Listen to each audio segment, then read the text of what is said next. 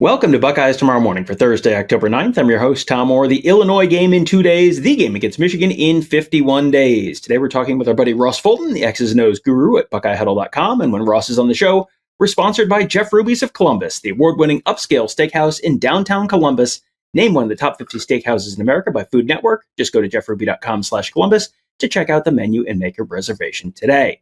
All right, we're going to be talking about the Ohio State defense and their performance against the Minnesota Golden Gophers. And it was really a tale of two games. The first game was Minnesota's opening drive, in which they went down the field and ended up kicking a field goal. And then the rest of the game in which they did basically nothing. So we're going to be talking about that, the first drive versus the rest of the game, what changed there, and also just where it all starts. And that is up front for the Buckeyes and some of the creative things the Buckeyes are doing under new defensive coordinator Matt Patricia. Ross, let's start on that opening drive. Minnesota had more success in the opening drive throwing the ball than they did in basically the entire rest of the game combined. So what was it that allowed them to get off to a little bit of a start, not even a fast start, just a medium start when they were basically stuck in the mud for the rest of the game? Yeah, I mean, they kind of had a game plan of getting 12 personnel to get Ohio State to match it with three linebackers, like you'll see here. And then run sort of these quick spacing routes or quick slants and, kind of gain 4 to 5 yards at a time to keep the chains moving, get underneath these Ohio State zones, that's pretty much what they did with the one exception of the seam route to the tight end. These are again, you sort of and we're going to talk about this, all these different 4-3 looks Ohio State used under Matt Patricia on Saturday, but you kind of have the 6-1 here. You're going to get your standard cover 3 from this. And, they just kind of hit this little sit route underneath that, right? And it's not a big deal.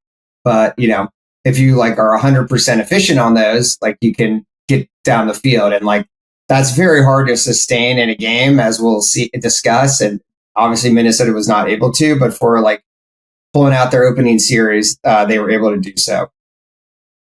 Yeah, I was kind of surprised when Minnesota won the toss and took the ball. You almost never see that, especially in the road. And it was okay, they obviously feel like they have something here to get off to a good start. And it ended up, mostly working. They got some points on the board.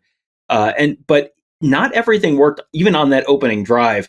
This next one, this is one where watching, especially the end zone camera, how fast the back end crashes on this, because this was a run play and it looked like, well, maybe there's something there. And then, boy, the back end of that Buckeye defense gets there so fast and so violently. And it's you see why this team is so good. Yeah, I mean, I think the harbinger of doom for Minnesota, even on that first drive, is they had zero success running the football, and they never really did the entire game.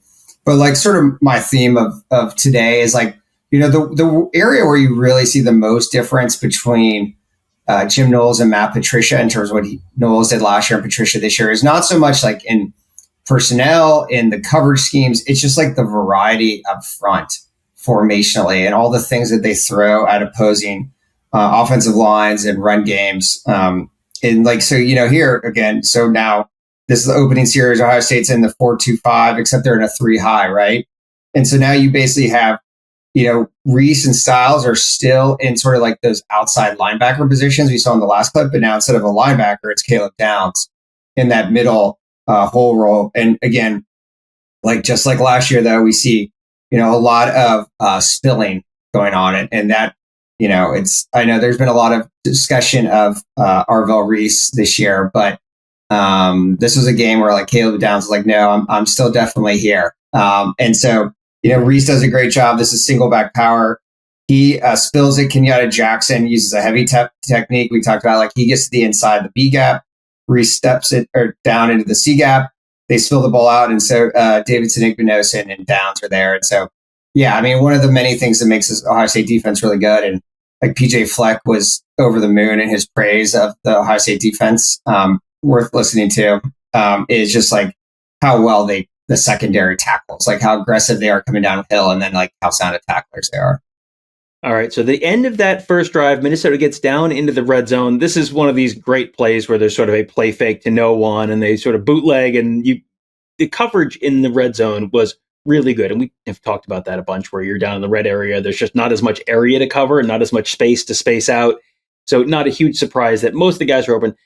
There was one guy on this one who it looked like maybe there was a slight window to hit someone in the back corner of the end zone, but not a whole lot of space there, and ended up sort of a throwaway. Yeah, this was kind of like the beginning of the end for Minnesota. As we've discussed, Ohio State will run more man coverage down in the red zone. And this is sort of like you're faking this sort of like spider Y banana on John Gruden parlance, right? Where you roll out and you hit that flat route, but it's actually a tight end throwback play. Minnesota tried to run this twice. And both times it was just like completely stuffed out, right? And so again, like Caleb Downs is responsible for that. They kind of try to even hide that tight end, like in between the tackle and then the on the line tight end, and he sort of comes down like he's blocking and then releases, and Downs is right there. So like we've seen a few times, like another aspect of this defense is really good is they're very sound, and like that starts with Downs, like he sniffs this stuff out all the time, but like you just don't see them biting on stuff a lot. And so, this basically turns into a throwaway, which leads to third and long, which has, they have to settle for a field goal. And as I said, that was sort of the beginning of the end. So, hoping to catch Ohio State on their heels and get an early score. And like, the defense does not allow that. And you mentioned that was sort of the beginning of the end for the Minnesota offense. And we've got 3 more plays, and it doesn't get any better. So, this first one, this is one of these different defensive looks where you've got the 3 down linemen all pinched inside the tackles, which then when you're trying to run the ball inside, doesn't leave you a whole lot of room to run. Yeah, I mean, again, so like as I alluded to, I think Ohio State used 3 linebackers more in this game than I have seen thus far this year from them. Particularly with Minnesota using quite a few multiple tight end sets. But again, like the difference is like last year or under Knowles, they would just generally run like a 4-3 over, and that third linebacker was coming in as a Sam to replace the nickel. On Saturday, there were just like at least 4 or 5 different fronts that Ohio State used with 3 linebackers, right? So here they're in a bare front. So you've got a head up nose, you got 2 4 eyes, and you have the 2 linebackers stacked. Caleb Downs is coming on a C-gap blitz. You have Reese as an outside linebacker, essentially, right? But like as I'll show again, like they ran, in addition to a standard 4 down look, they used more of like an Okie 3-4 front where the defensive ends are more like in 5 techniques wider. They used a 6-1 that I'll show here. Just lots of different looks for the offense. So again, like even though the personnel is staying the same, you're getting a lot more of, just variety that teams have to deal with. This next one is both variety and also disguise, which is something we've talked about a bunch. We've talked about especially disguising on the back end. This is a little bit of disguising on the front end where you've got 7 guys showing pressure on the line and 3 of them are going to drop, but you have no idea which the 3 are, and that makes blocking assignments and also reading the pass coverage pretty difficult.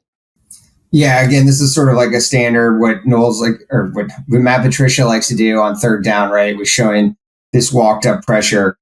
This is just your standard. You end up getting a rush from just your 4 down linemen.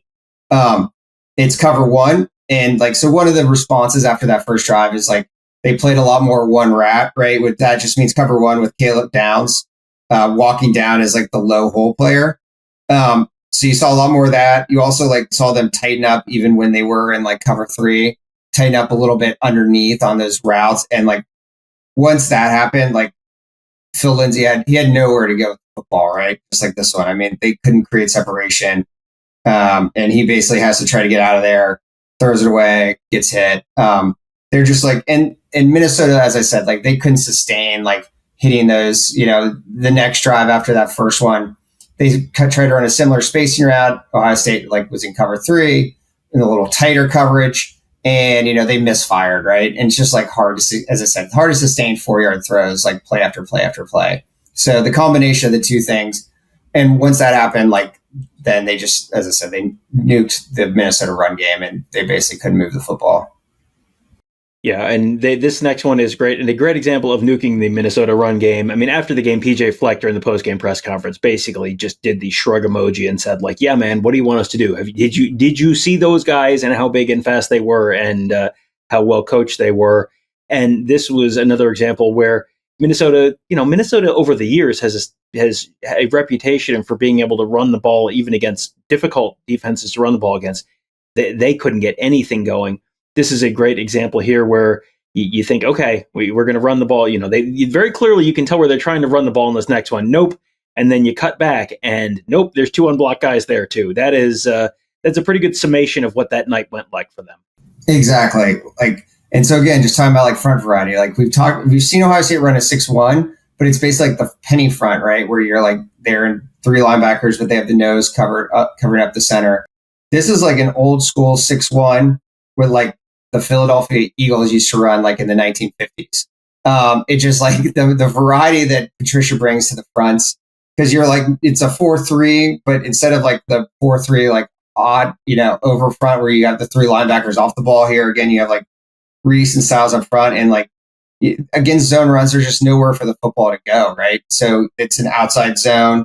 Every gap's counted for. The running back tries to cut back. Really nice play by Will Smith, who I think is sort of like one of those like yeoman effort guys under the radar. Like, I'd put Lorenzo Styles in that category too. We obviously, like with Styles, we talked about like the long pass against OU, but I think about like when you think about what he really does for this team which is function as a safety. I mean, he's as much a deep defender as he is in the slot guy, and which allows downs to move around a lot. And, he's ready and willing to trigger and come downfield. Similarly, like I think Will Smith has played pretty well this year in sort of a unheralded role. All right. Well, he may be a little bit unheralded. Matt Patricia, he's plenty heralded, but he has definitely earned it so far this year with Ohio State. They will get another test this weekend against Illinois in Champaign. Luke Altmaier and the Illinois offense, a little more explosive than you probably think of for the Illinois offense traditionally, but Buckeyes will get a test there. And after that, we will get a chance to talk to Ross about that next week. So we'll be talking about that with him next week. But between now and then, you should treat yourself to a nice dinner at Jeff Ruby's, proudly offering nationally acclaimed USDA prime steaks, seafood and sushi, impeccable service, live entertainment, and an attention to detail that is simply unmatched. Just go to jeffruby.com/Columbus to check out the menu and make a reservation today. That will do it for today. Thank you guys all for joining us. Have a great day. We'll talk to you tomorrow.